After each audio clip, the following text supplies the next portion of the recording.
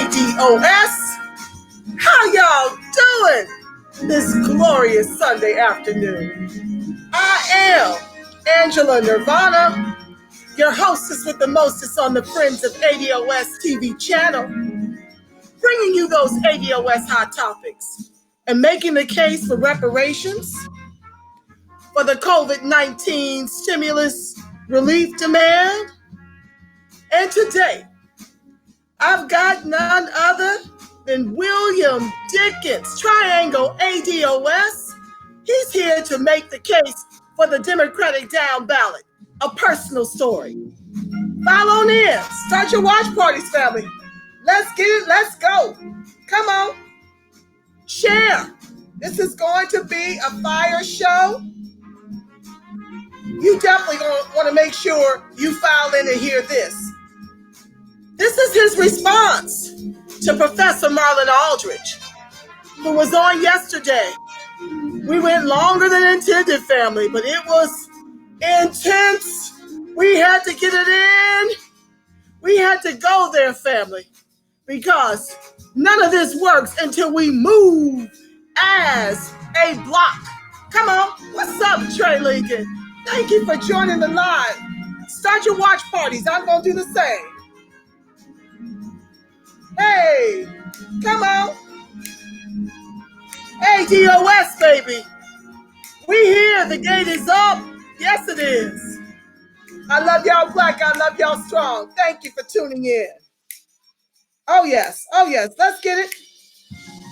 Come on. Let's get it. Let's go. File on in. It's going to get good, family. You don't want to miss this. Yes. Basically, we've got so many people. Well, a couple of celebrities. Charlemagne the God has got on board. P. Diddy said, withhold the vote until you bring my people tangibles. Woo-wee. That ADOS movement is spreading, family. Yes, we're not laying down and taking this nonsense as the news of the Democratic Party anymore. The revolution has been social media eyes. Yes, it has. Woo! And what's up, Moni Love? Hello, baby. Yes, come on in, come on in, come on in. Yes, it's catching like wildfire. We were those embers, rocking with Yvette Carnell. Back in the gap when she was with Boyce Watkins. This is what 7 years of sowing seed is bearing. The rebellion is afoot. And we are not laying down taking this anymore. We are no longer the mules of the Democratic Party. And we realize if we can make reparations a national debate topic, it won't be long before 36 million are behind this idea. Dying disproportionately from COVID woke up a lot of folks. Okay? That reality is, if they stop your check at 10,000, if they stop your check at 100,000, if they stop your check at $1 million, it hurts, right? Because if you got $1 million, you're spending $1 million. So ADOS, our celebrity ADOS, are waking up. Ooh, yes, they are. They're not laying down taking this no more, family. Oh, no. And neither are we. That Democratic Party, it's time to pay up. Or we got to move on and leave you. That's what William Dickens said. Whoa. He ain't playing. He's about to bring that smoke. Bob Johnson was outspoken and called himself a descendant of slaves. What's up? Oh, Moni Love, thank you for sharing that. A descendant of chattel slavery here in America. The slaves are rising up. Their descendants are rising up. Tell everybody you know we over here. This show is going to be everything. Yes, it is. Come on, come on, come on, come on. Hey, we're not playing this with the Democrats. My people are fired up. They're ready to take this down. They're ready to break the back of the establishment. They are sick and tired of being sick and tired, and my guest today is here to share all about how sick and tired he is. Ladies and gentlemen, introducing ADOS Triangle, William Dickens. Hey. That was beautiful. Perfectly timed. I am so excited. You know that we were on a call earlier today, and my apologies. My music want to keep going when I wanted to shut up and stop. We were on a call earlier today about the COVID letter. I'm just so thankful and grateful to be in partnership with you, ADOS Columbus, ADOS New England, and concerned Black American citizens leading the charge. It's been, oh my God, I can't even tell you how it fills my heart that this movement has connected us nationwide to get this work done on behalf of our people. And we got into a highly spirited exchange about Democratic down ballot. You know, I was sharing what I heard from Marlon yesterday was about his serious concern about the white supremacist manifesto, Yeah. and them coming for us, killing us with impunity, and how this is only going to intensify if we don't keep the Democrats in office from the top to the bottom. He's also very concerned about the president's ability to veto, having veto power. It's a serious concern. We could give, in other words, we could deliver a Democratic Congress, and the president, if he's not Democrat, if he's Trump, he's got veto power to shut down anything that we're trying to get done within the Congress. And that is why he is all for voting Democrat from the top of the ticket to the rooter to the tutor. Yeah. And you said some things that touched me in my heart, and it spawned this special edition live.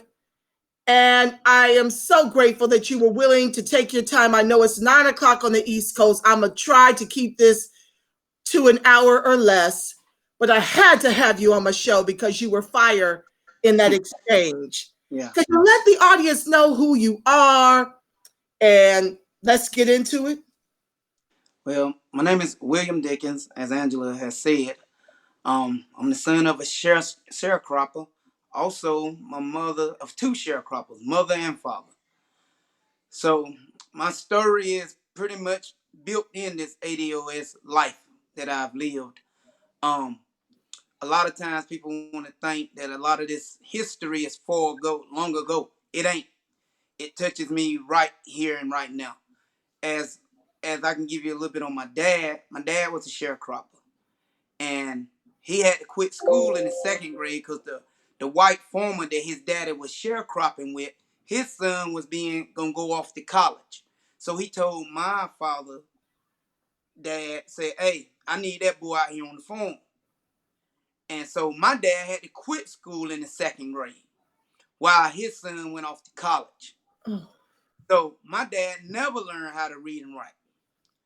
So when I think of ADOS and the awakening I have had, I'm a soldier on the front line, and I will fight this fight, and I don't care what the odds get. So I watched my dad fight this fight until his death, and I watched his life. Pretty much, my dad had about 7 heart attacks. Oh my God. Yeah, through his life now, he worked hard. You know, all your life you hear this hard work hard if you want something. Well, he accomplished that mission. He still had nothing. After 5 heart attacks, well, when he first had his first heart attack, he put in for a disability to get Social Security because he was getting where he couldn't work. He still kept getting denied. After about 5 heart attacks, they finally gave it to him. Now, understand that I tell people a lot of time in the realm of not knowing other people's stories, we kind of think things have changed because we look at our personal lives and we're not really concerned with other black people's lives. Because the first thing most black people you approach and you say things to them, they say, well, I'm talking about for my life. And I hate to hear that, because that is what has made us so weak as a group, because we all about I instead of unity, group uplift. And the reason we losing this battle because we don't have any group uplift. We have a lot of individuals that run. So back to my father, after 5 heart attacks, he finally started getting his money. Now, some years later, my dad died in '08 after having 7 heart attacks. Um, and when he started having congestive heart failure. Now, during this congestive heart failure, he we would talk a lot. And the last night me and my dad spoke, he said to me, Bo, I don't know if I did everything right by you by raising you. Sometimes I feel I was too hard. And I looked him in his eyes. I said, Dad, you weren't too hard. You was making a man prepare for a war, because you knew that I was in a war. And the only way to prepare soldiers for war is to train them for the war. We got to understand, to me as blacks, I don't care if you've been to school and you're a professor. I don't care if you're a scholar when it comes to this political power structure. What you must understand, a fight is a fight, and it don't matter what the title of that fight is. And black ADOS people are in a fight. Now, in this fight, you got to be anchored in something. I heard this a lot in our movement, being anchored, standing on your square. Well, sometimes you can have somebody come along and they can say things that kind of shakes the very foundation of it. But at that moment, what you got to understand, when that foundation gets shook, you found out what you are made of and what you are really standing on. Now, understand without a shadow of a doubt, we're in a hellified fight. A fight that can discourage people, bring doubt. And we got to know that that doubt is what they need. That's what fear is gathered in, doubt. That's what fear take over. So my dad was the kind of man had no fear. And I watched him as a boy. I got to watch a man be a man. And what we don't see today, in a lot of times, that it's a lot of boys that don't get to watch a man, because that man is sitting in prison because of Joe Biden. You see, Joe Biden has took that male image out of the house and made it and put it in a prison cell. Now we have young boys that don't get to watch men be men. I, on the other hand, had the opportunity to watch a man be a man.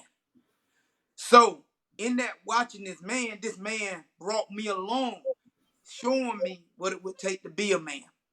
Now, my dad, I remember a particular night. We stayed in the country down a long dirt path. And it was a white bar. It was further down that path. So a lot of time white people would go to that bar, they would get drunk. And they would come back through the dirt path to come by our house. Now you gotta remember, I'm a young man. This is in the 90s, 95, 96 era. This is not long ago.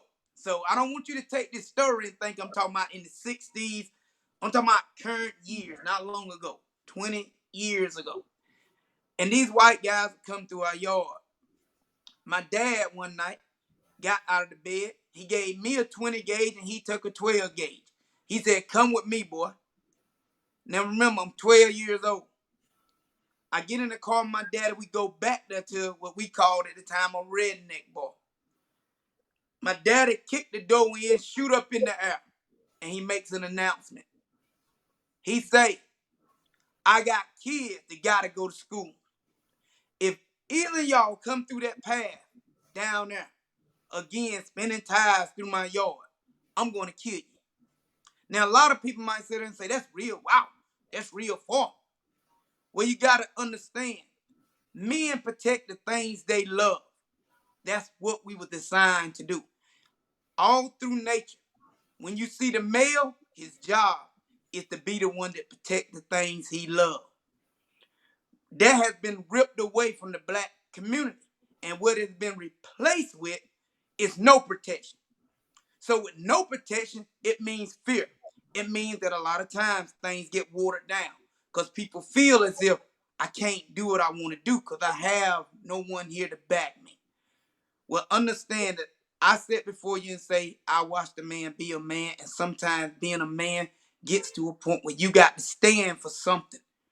Even if it kills you, you must stand for something, and don't always got to be politically correct. Because when you were right, another lesson my daddy taught me that night, he was right. He was just trying to protect his family and get his kids in school and a good night rest. He was right, hands down. You see? So, and with our movement, we must understand this lesson too. When you are right, you must stand on it and you must die by it because the truth is, we're going to die one day anyway. So, it's no need in fearing death. That's guaranteed. And I say that with all of my sincerity. So, when I asked my dad passed in '08. Back to when I was saying when he was laying there, his last day that I talked to him. He said to me, when he asked me, was he too hard on me, I corrected him and said, you wasn't too hard. You was taking a boy, making him a man, preparing him for a war. Now I sit here and I'm in this ADOS movement, I'm in this war. Without the teachers of my daddy making me be a man, turning a boy into a man, I wouldn't have nothing to really stand on in this movement. So my dad told me, he said, one of his things he said to me, he said, boy, take care of your mama. You'll never be able to tell her nothing. I've tried for 45 years. And he told me, he said, boy, I made sure you went to school to learn how to read and write. Something he couldn't do himself. He said, I gave you a work ethic. Now you give them hell. Now, that's how my daddy died. Without a penny in his pocket, he left me no inheritance. Not a dime. Matter of fact, I had to come out of my pocket to put him in the ground. This is after all of his hard work. All of it. But he built the fighter. And I say that I watched my dad fight until he couldn't fight no more. He worked until his body wouldn't allow him no more. Now, I am the heir of that man. And I say when I come in this fight, I come to fight, not to run. I don't care what's stacked against me. I choose to challenge it. So, once my dad passed, I started. Well, let me take you before my dad passed, because I went through a journey myself. When I was about 17, I ended up getting because I was born in poverty. Once again, I'm a descendant of slavery, and a lot of times I don't think a lot of us won't hold on to the truth of the ugliness of that. I refuse to let it go, regardless of what anyone say. I am an ex-slave, no different than my father. Now, my family had no money, so I got my own way of doing things when I was about 16 or 17, because I thought my dad, he always preached work hard and work. I like working hard and doing it, but I had no other answer to defeat his answer. So I said, no, I'm gonna get some money. So when I was about 16 or 17, I started selling drugs, toting guns, running in the street. During this process, I got in trouble with the law, and I ended up getting locked up. So now you got a father this was uneducated, didn't never have a really chance to be upward mobile. And then you got a son that came in that footsteps with no inheritance for his father or him, nothing but the loss, the debt that America has thrown on the black society. And then this young boy is trying to find his way in his place, and he ends up in prison. So when I was in prison, one thing I did, I read a lot. Because I wanted to know, why did it seem life was really so different for me, while looking at my white counterparts seeming as if things was a lot easier, which I understood at the time that my dad, he had taught me that you already got one strike, you black. He would constantly tell us this and say you're gonna have to fight hard. And I was like, why should I have to fight harder if I'm the best person for the position or the job or what's at front of me? And he was like, this is the way it been. So when I did get locked up, I read. I've always worked out, and I read all kind of books. And I always wanted my people to be better, to be more, because I knew through the history I read, we have always been a great group of people. And I always watch people like tell that story of black people, like the greatness of them, but never telling what they would do to make it that they get a fair play in the game. Kind of like, to me, embedding yourself in the story, but not willing to fight and do something to make the story better. So once I got out, that's when my dad died in '08, and and I watched him work hard and still die broke. And my mom was also there. My mom also, a mother, came from a father that was a sharecropper, and she was a sharecropper. She was forced to quit school in the 7th grade, so she only had a 7th grade education. The day that I went to court, I'm standing there with a mom with a 7th grade education and a dad that can't read and write. And I'm 17 years old, and I got a white man standing here, a public defender, telling me, sign this plea. Sign a plea that none of us had the education level to even understand what we're reading. You see? So this is the ugliness of what I want blacks to ADOS people to understand that we are dealing with. And we need with all our strength to stop thinking about self and think about our group, what we have in doing. Now, don't get this as what I'm telling you as I'm standing here as an ADOS man that somehow is using this as a cop out. No, I fought through all of that. I'm a ADOS man standing here with a communication technician job, taking care of my family right now. But I understand what I'm up against, even now as I'm able to feed my family because of the fight I fought through and still be here and know I still got a greater fight ahead because of the path my kids, to make that future better for my kids. So I say to the professor when he's telling me, when he say to me that the way we fighting, when we say down ballot, he says it does no good because we have no numbers. I say to him, I've been in real fights, fist fights, in the streets, weapons, whole 9 yards. If I stood and allowed myself to just say, I can't win this fight, I probably could have died. We are dying as ADOS, black men and black women. Period. It's we must send a message. In a war, in every war, through history, they had messengers. They would send a message to their enemies that what would happen if you don't allow me my rights as a human too. As ADOS people, we have been denied our rights as a human. And we cannot continue to do things the same way we've been doing them for 60 years. People, what I'm trying to say, if a train is coming, how many of you know a train can be derailed? But first you have to make the initiation to derail it. You see, what we are dealing with is a runaway train. We're dealing with COVID-19, which we got a petition that we need people to sign.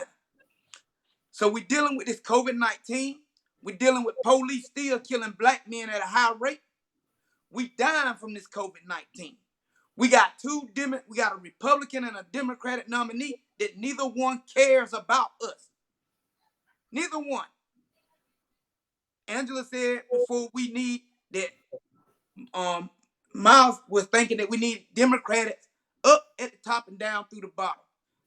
History tells us we have had all of this and we still got nothing from the deal. We got nothing from the deal.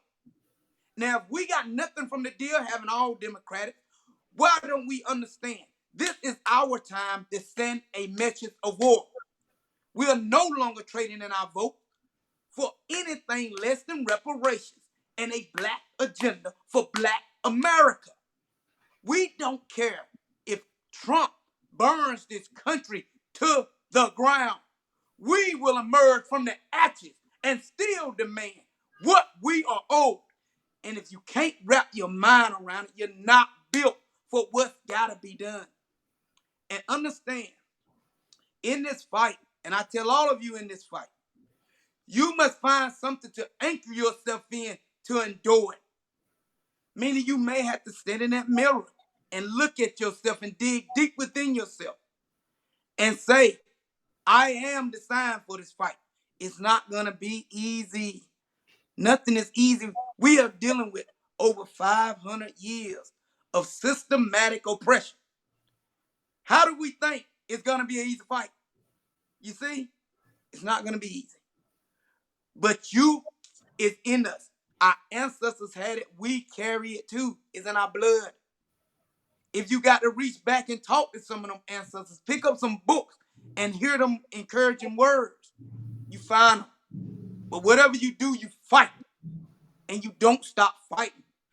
And you understand, when I listen to Marlon, I said, Marlon, I said in the chat, I said, we can do both. We can groom people for Congress, but we can also do down ballot Democrat. If you see somebody in there that you feel is doing some justice for ADOS, you vote for them. If you don't, you continue with down ballot. Understand what I'm saying to you. And I said again, we don't care if America fails because they have failed us. They have failed ADOS. And we need to accept the fact that it don't matter the titles. We must understand titles is just titles. We want something. We want our kids to be able to thrive, to have upward mobile in the country that their bones and the blood of their ancestors are buried in. And if you ain't gonna give it to me, bury this whole country. Understand? Because the white people are going to feel this too. You understand? Another thing I would like for people to know, once you at the bottom, you at the bottom. You have nothing to lose. Stop thinking you got something to lose. You have nothing. We can go back in history and see how much we lost. You see, we had almost 13 million acres of land one time. Now we under 1 million. This is the data. We're losing. So if understand, sometimes you have to destroy everything to rebuild. And we must understand, in the war, there are casualties. If he tear it all down, I'm not saying we all will live through it. I'm saying that we must take the chance to come out on the other end better than we went in it. Whatever it takes. If you understand, in a fight, every fight I've been in, whether I won or lost, I came out of that fight with scars. But one thing about coming out with scars, you stood up and fought. People respect people that fight, not people that bend and fold. Remember a saying that always goes in my mind all the time when I think about ADOS and our fight is that a coward dies 1,000 times. A man dies one time. And so do women. We must remember these lessons of our ancestors. We must understand that we are the strongest, but we are mentally the weakest. And I say mentally the weakest because we've been misled so long. We've been pulled and tugged on until we don't know. We have identity crisis. We find ourselves fighting for things that don't really benefit us. I mean, I watched everything from black people holding hands to build a chain to stop ISIS from taking immigrants. You know, I see these things and I say to myself, when have they built a chain to stop them from killing us? Me, I'm a warrior to the bone. I fight for my group. I fight for economic inclusion in this America. And I don't care if I don't make it out, as long as one of us make it out to hold my voice alive. And that's how we must see this movement. We must not see it as that we don't understand that the odds are against us, that the numbers ain't against us. In a battle, it's been time where militaries have had to go up against 50, have to go up against 1,000. That's where we are at ADOS. They didn't run though. The key word was given to him. The general would look at his men and say, We all may die right now. But whatever you do, you take out as many of them before you die. Now we're in a political fight. So meaning any platform you step foot on, don't let nobody tell you it's a time and a place to talk about the suffering of your people. You should be holding that platform everywhere you go, everywhere you sit, every white person that you call your friend. Take the mask off and tell him who you are. On your jobs, everywhere. This is because we in a war.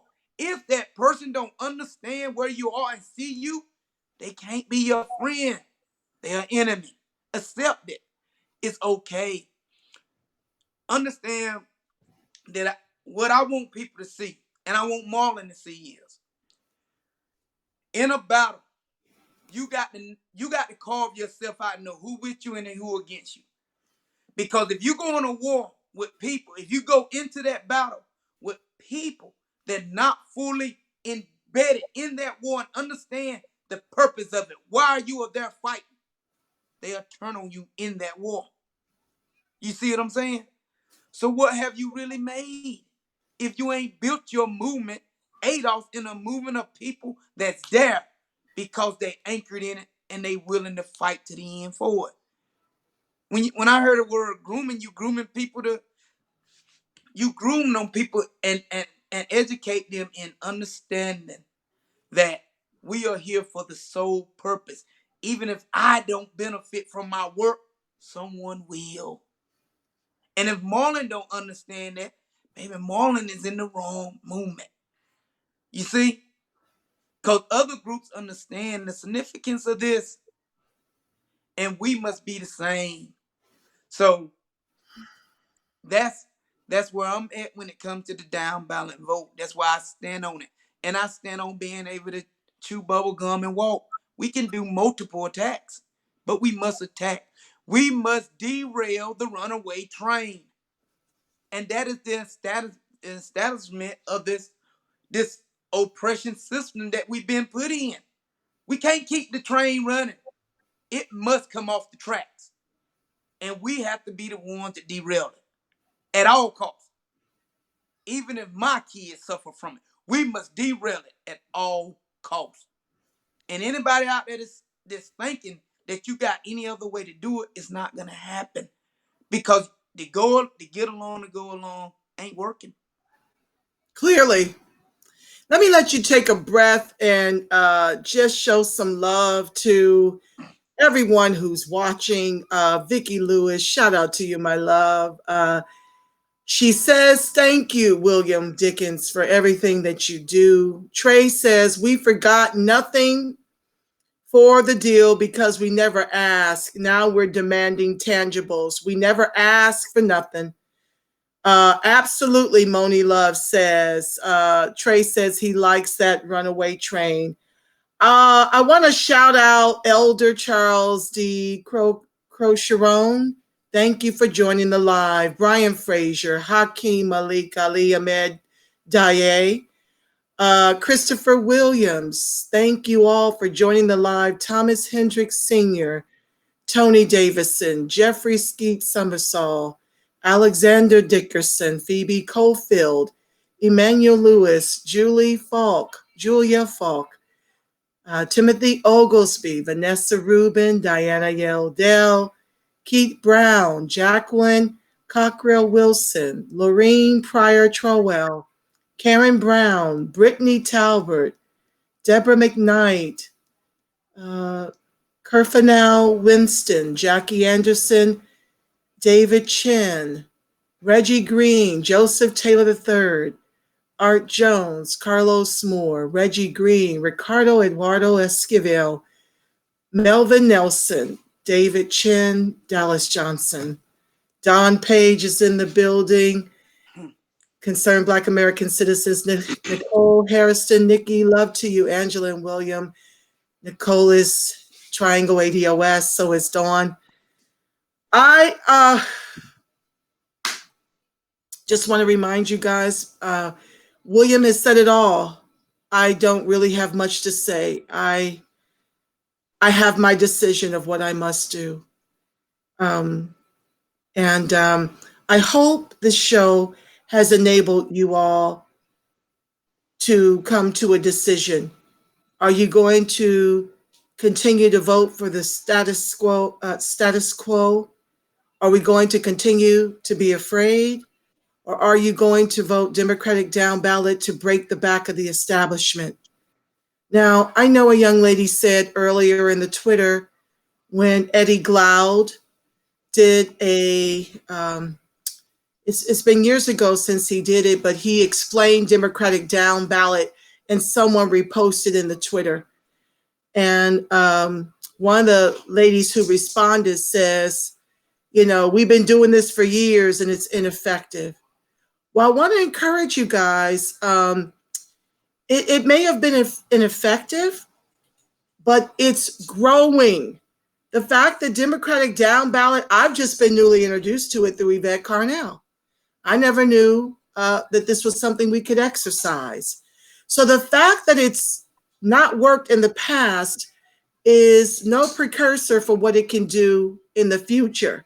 When you think about where it was before the ADOS movement, where it is now, and you see people, celebrities as big as Sean P. Diddy Combs and Charlemagne the God, demand tangibles in exchange for the vote, then what this movement has sparked has taken the Democratic down ballot to a whole nother level. So please, let's not say it's not working. This is something we must be prepared to do until we get what we've come for. Yeah. Understand that reparations is a debt that is owed for slavery, Jim Crow, and accrued ongoing systemic racism, oppression, and disadvantage in the country our ancestors built with their lives. And out of 107 trillion household dollars, white people share $100 trillion. Black people share $3 trillion. And of that $3 trillion, 90% of us share 700 billion with a B. 10% of us share 2.3 trillion. And of 100% of Black people in this country, 90% of us are American descendants of chattel slavery. 10% are Black immigrants. Let that sink in. It's reasonable to deduce, and I mean, there's some immigrants in our 700 billion, there's some ADOS in the 2.3 trillion, but by and large, we are sharing $700 billion. We are the legs of the table that everyone else is eating from. And it is time for us to be self-interested because our children have zero wealth. Whatever there was, COVID has wiped it off the map. We are dying disproportionately from the COVID, from job discrimination, and from environmental racism, and from being in prison for low-level offenses like peddling weed that the states now profit from. And the smugness of Joe Biden to say we're not Black if we don't vote for him, when he is the author of the 94 crime bill. And in his speech on the floor, when he was selling this crime bill, he says, and I'm paraphrasing, but you can go back and look at it at YouTube, I don't give a damn how you got here. I don't give a damn that we drop drugs in your community. I don't give a damn that we drop guns in your community. I don't give a damn that y'all shooting each other up while my son does drugs. I'm going to make sure cocaine can pass and that the weed and the crack get the highest, most stiffest penalties. And now we've got weed houses in our community that white folks own and come to buy from our communities, while the brothers are still on lockdown. I've not seen anything to remedy any of it. And he is so smug, as is the Democratic Party, to think that unseating Trump, whom we did not put into office, is sufficient for Black folks. And he's counting on us to undo what they did. I want to read Right. some stats to you about what they did. If you want to jump in while I look up those stats, you Yeah. can, Yeah. William. So I'm sorry. Let me read this. ADOS is setting our own narrative. We do data over here. And Latasha, oh, I love her. yeah, Triangle ADOS. They're just like my other extended family out of California. That's yeah, how far we reach to love on each other. yeah. Okay, let me go ahead, William. You get a word But in while I pull up my that, stats. and that's what I was about to say. See, and the beauty of our movement is about data. And my life, when I became involved with ADOS, the data was hit me dead on point. My entire life has been caked in the data from being stuck at that bottom position. So I got a buddy that always says, he tell his neighbor, your daddy still got my daddy tractor. Because his daddy never got his tractor back from him. You see? And that's what the white society has done to us. They got the tractor, we sitting over there ain't got our tractor. You know?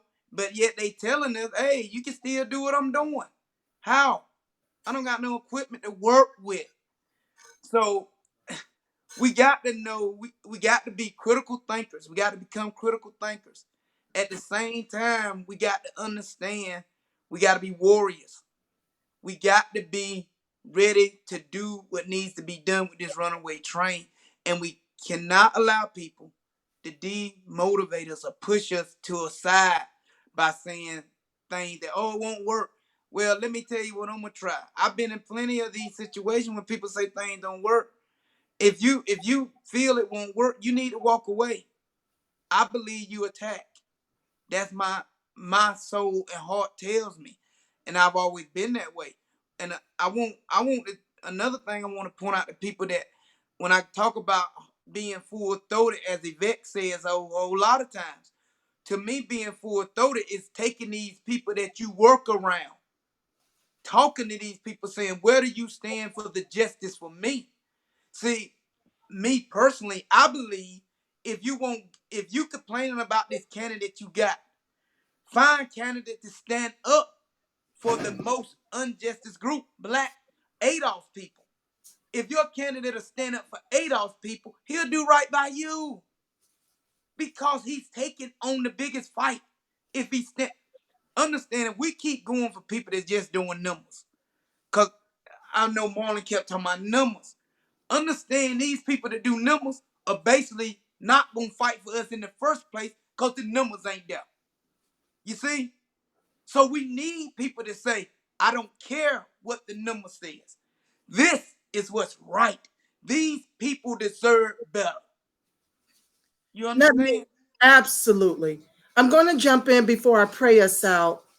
This is what happened last election cycle, family. And it mattered not that we showed up in the numbers that we did. Hillary didn't win the states that mattered for the Electoral College because she was smug and arrogant and didn't campaign in those states. No fault of our own, as folks are constantly trying to put the blame on ADOS for not showing up for a candidate that had nothing to offer us the last election cycle.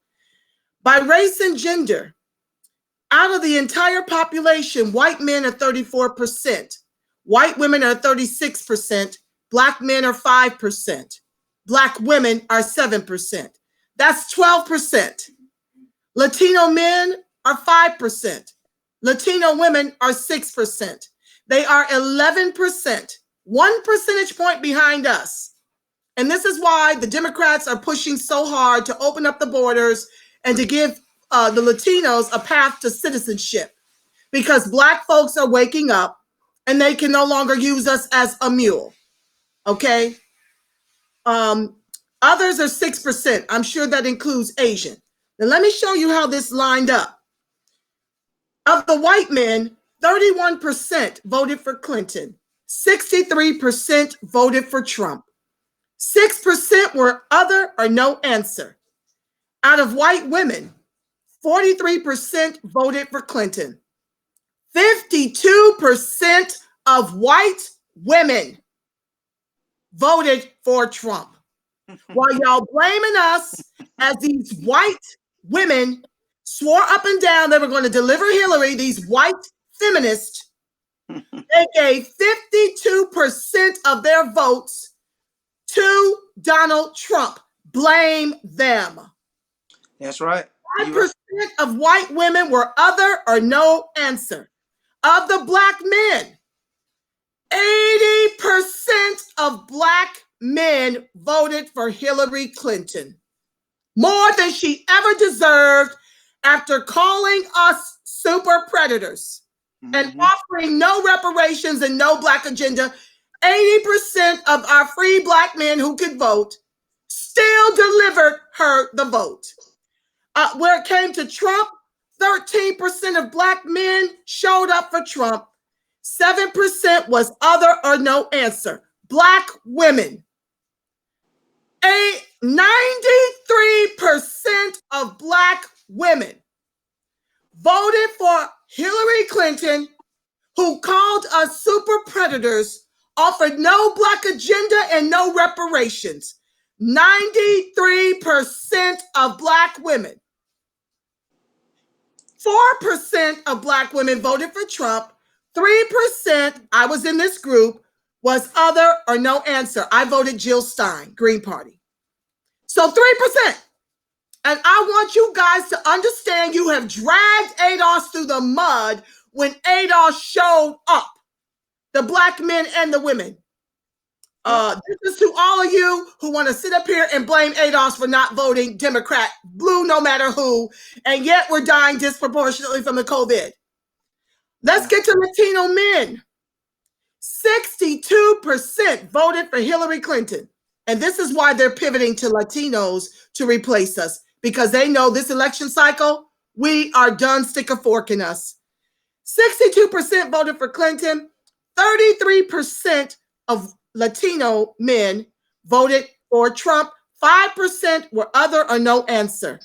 Latino women, 6% of the population, 68% of Latino women voted for Clinton.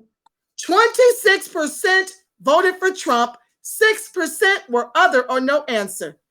Of the others, which is Asian and everybody else, Indian, whatever, 61% voted Clinton and 32% voted Trump. 7% were other or no answer. Now, which of these groups have gotten in this ADOS movement to fight for our reparations and our black agenda? How are these immigrants able to come over here and take advantage of our affirmative action, second to white women, and get the Ivy League educations and leap right over ADOS? Of the ADOS community, only 16% of us are educated. When you're dealing with black immigrants, however, about 90% of them have advanced degrees and have the six-figure-a-year STEM jobs. And so for you guys to continue to think that this is okay for us as American descendants of chattel slavery, I'm inclined to agree with William. We have no backbone, and all the soldiers are in jail. All the soldiers are in jail, and we need to grow a backbone. I encourage everyone to take up lessons to form your militias through NAGA, N-A-A-G-A. Look them up, because we are truly at war.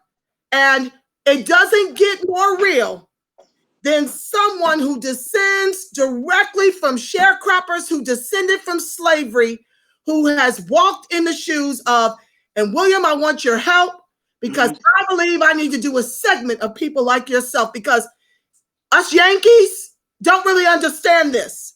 Us Yankees have had so much privilege.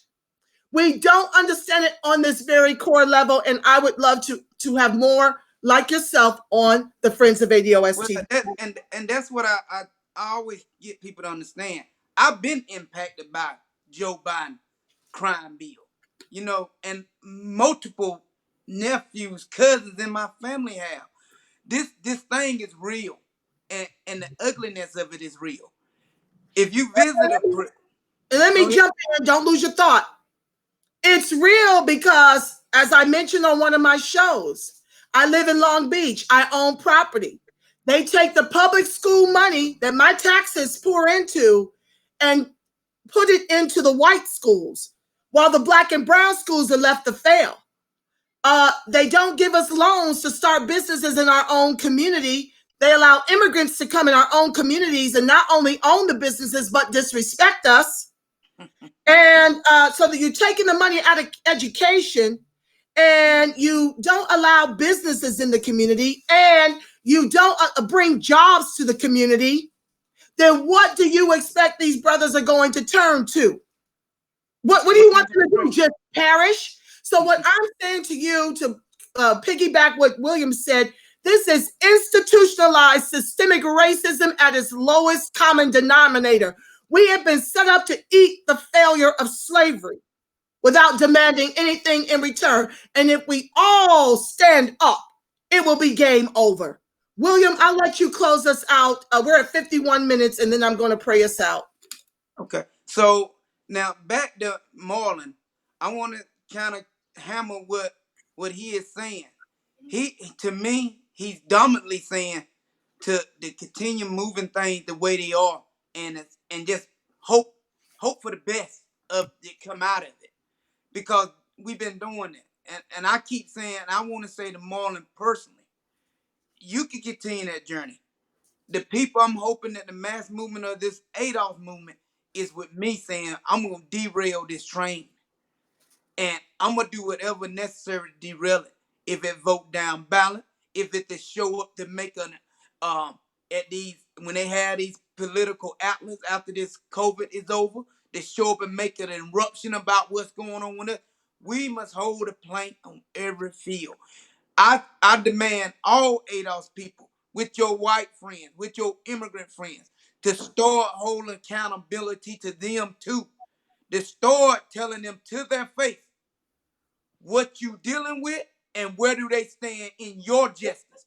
Allow nobody, as ADOS in this country, I want to tell you to allow nobody peace until you got peace. We got to stop allowing people to be comfortable around us when we ain't got no peace. You see, I recommend that all ADOS hold the pressure on everybody in your circle. White, Mexican, Hispanic, I don't care. Because if they don't stand with you, accept the fact that they are against you. It's fine. That's how you need to move. And I'm not the kind that's going to do like Marlon saying. I'm not going to roll with this establishment. It ain't benefiting me. It ain't benefiting my kids. It ain't benefiting my group.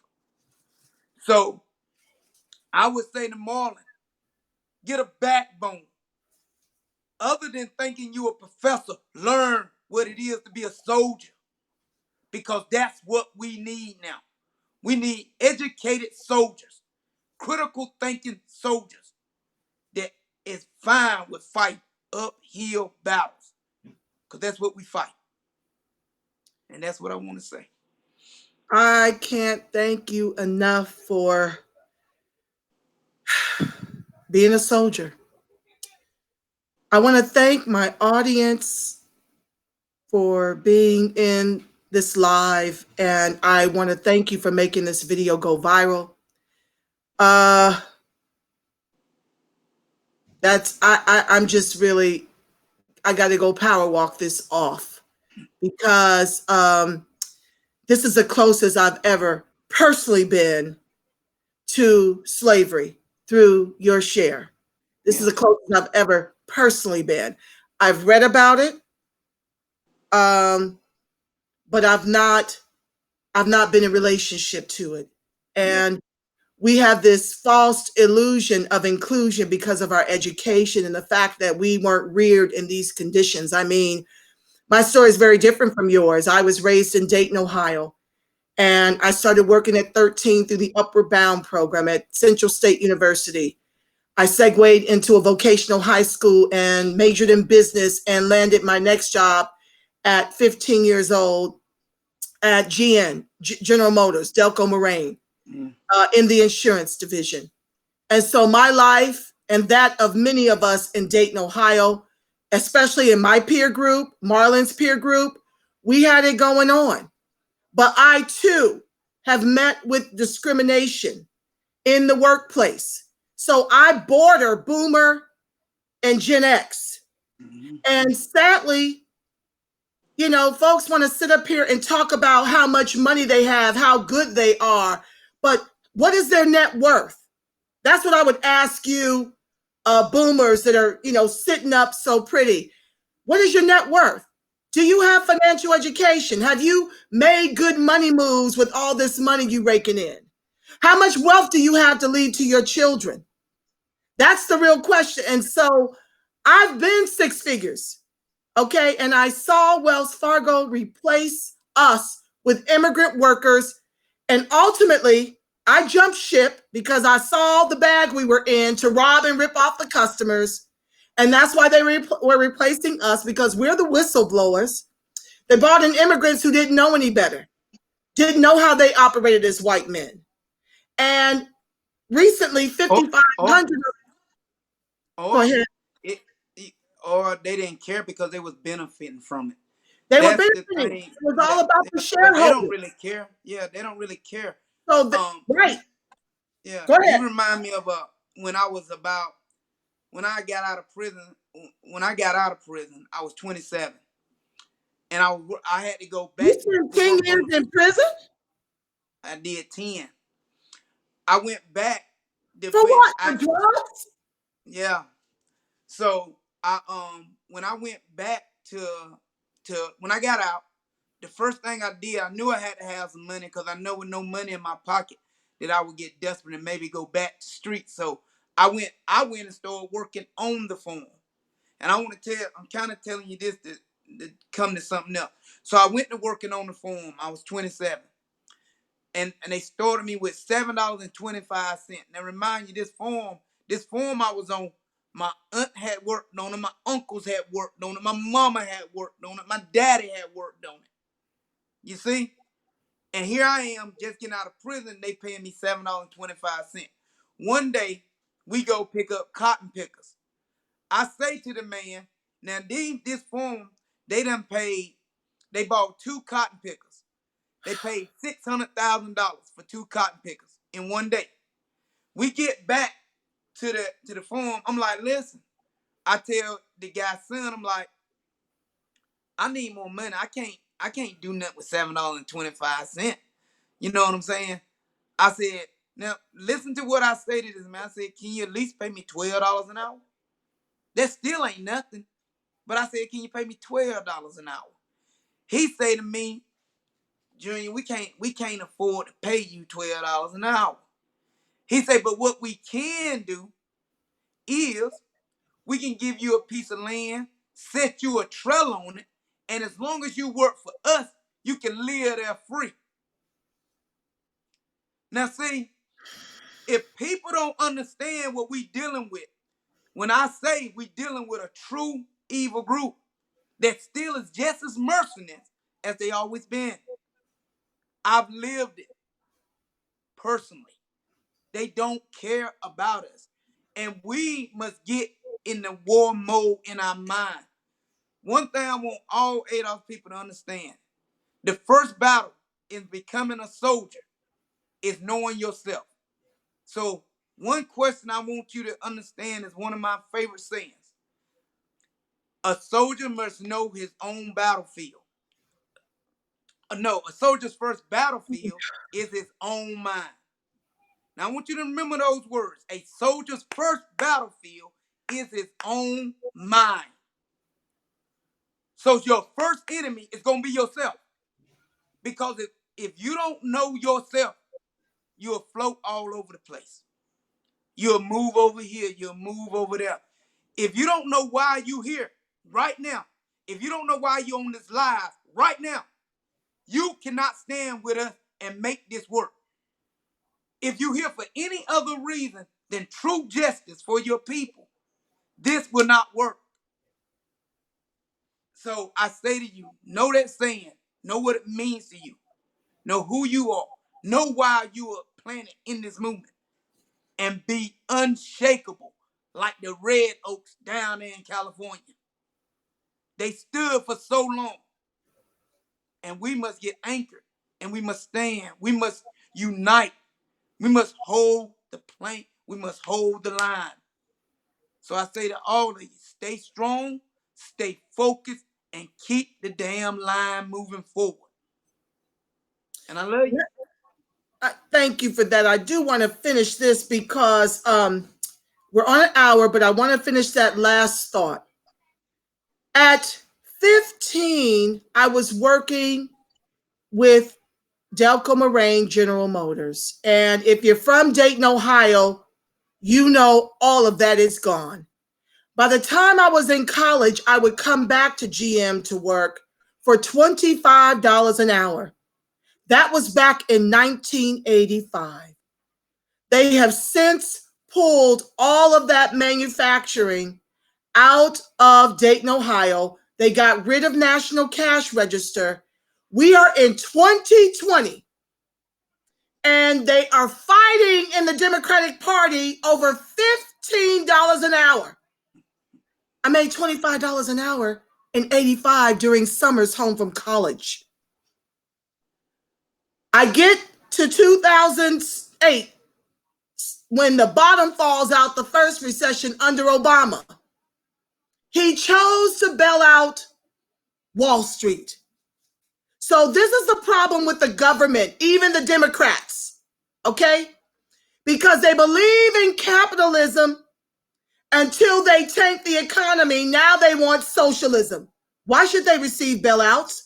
Why are we expected to fail financially and lose our homes, the only asset we have to transfer our children, while they come up with stimulus to throw us $1,200 and they get away with trillions? Yeah. More billionaires have been made during the COVID. And I'm not all the way together sure if we're really dying from the COVID or they are killing us.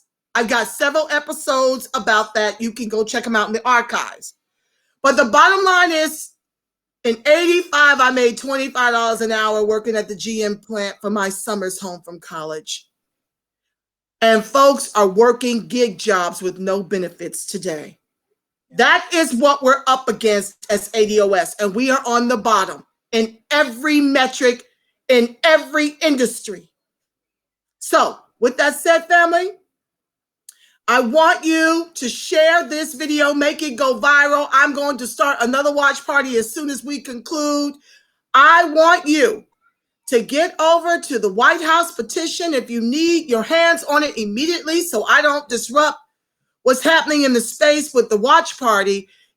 Nicole or Dawn or Latasha, if you could put the petition in this feed, I would greatly appreciate it because I can't type and talk. Something over here in this BeLive app won't allow me to. Please put the White House petition there. Please visit friendsofADOS.com because, as William said, we have to do both and. We have to do Democratic down ballot now because, as you see, we are the Latinos have 1% shy of our population. We are being replaced with this vote. This may be the only election cycle that this can really matter. But in the meantime, we've got to groom ADOS who are speaking full-chested about our reparations and Black agenda because the current CBC is not. And why is that? Because we're out-moneyed. We don't have any money for our politics, but the Latinos do. They're running things down here in LA. They have a voice in LA. We have gone from 15 to 6%, 80% on Skid Row, and the Hispanics are now 51% of the population here. And none of the other groups are speaking up for our reparations and Black agenda. So we've got to become self-interested. We've got to stay on our square. The McMichaels, who recently executed Ahmaud Arbery for being Black and jogging, last check had 97,000 donations. We need 100,000 signatures. by May 30th. All hands on deck. This is a part where everybody gets to partake in the movement. I don't want you just signing the petition. I want you sharing and making that petition go viral. Okay?